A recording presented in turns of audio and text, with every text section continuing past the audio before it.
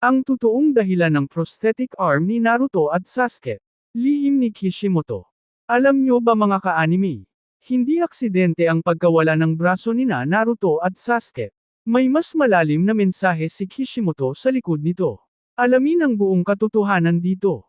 Sa episode na ito, tinalakay natin ang tunay na dahilan, kung bakit kailangan ni Naruto ng prosthetic arm, at kung bakit tumanggi si Sasuke na magkaroon nito.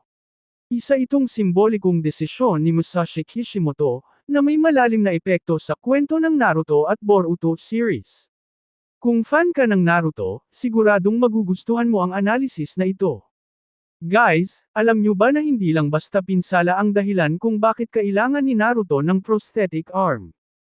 At mas nakakagulat, bakit si Sasuke, kahit kaya naman, ay tumangging magpagamot. Maraming fans ang nag-aakala na simpleng epekto lang ito ng Fourth Great Ninja War, pero ayon sa mga pahiwatig ni Musashi Kishimoto, may mas malalim na dahilan sa likod ng desisyong ito. Matapos ang huling labanan ni Naruto at Sasuke sa Valley of the End, pareho silang nawalan ng braso. Si Naruto, kanang braso. Si Sasuke, kaliwang braso. Ngayon, kung tutusin, madali sanang solusyon ito. Sa mundo ng Naruto, may Hashirama cells, medical ninjutsu, at advanced technology mula sa Konoha. At totoo nga, binigyan si Naruto ng prosthetic arm na gawa sa Hashirama cells, dahilan kung bakit functional ito at parang tunay na braso. Pero ang tanong, bakit si Sasuke, hindi? Ang prosthetic arm ni Naruto ay hindi ordinaryo. Ito ay pinaghalong siyensya at ninjutsu, gamit ang cells ng unang Hokage, si Hashirama Senju. Dahil dito, nakakagalaw siya ng normal, may mataas na compatibility sa chakra. At simbolo ito ng bagong panahon ng kapayapaan. Pero higit sa lahat, ang prosthetic arm ni Naruto ay paalala ng kanyang sakripisyo bilang isang bayani ng digmaan. Hindi ito kahinaan. Ito ay medalya ng kanyang tagumpay. Ngayon, punta tayo kay Sasuke Uchiha. Si Sasuke ay inalok din ng prosthetic arm. May teknolohiya, may kakayahan, may solusyon, pero tumanggi siya. Bakit? Dahil para kay Sasuke, ang pagkawala ng braso ay parusa sa mga kasalanan niya. Paalala ng kanyang mga maling desisyon. At simbolo ng kanyang pagbabayad sala.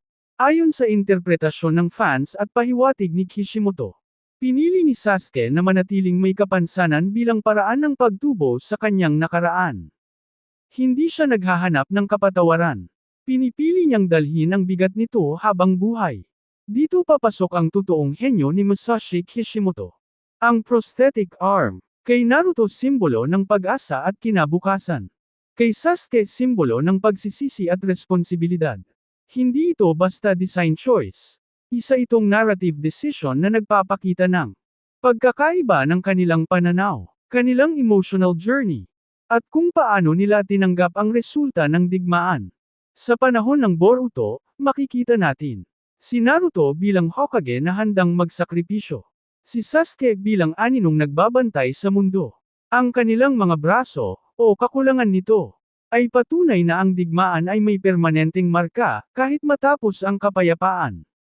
So yes guys, matapos ang lahat ng laban, hindi lahat ng sugat ay kailangang pagalingin.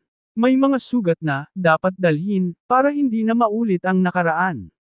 Kung may natutunan kayo sa video na ito, comment down below kung anong theory ang pinaniniwalaan nyo. Maraming salamat sa panunood, at hanggang sa susunod na episode.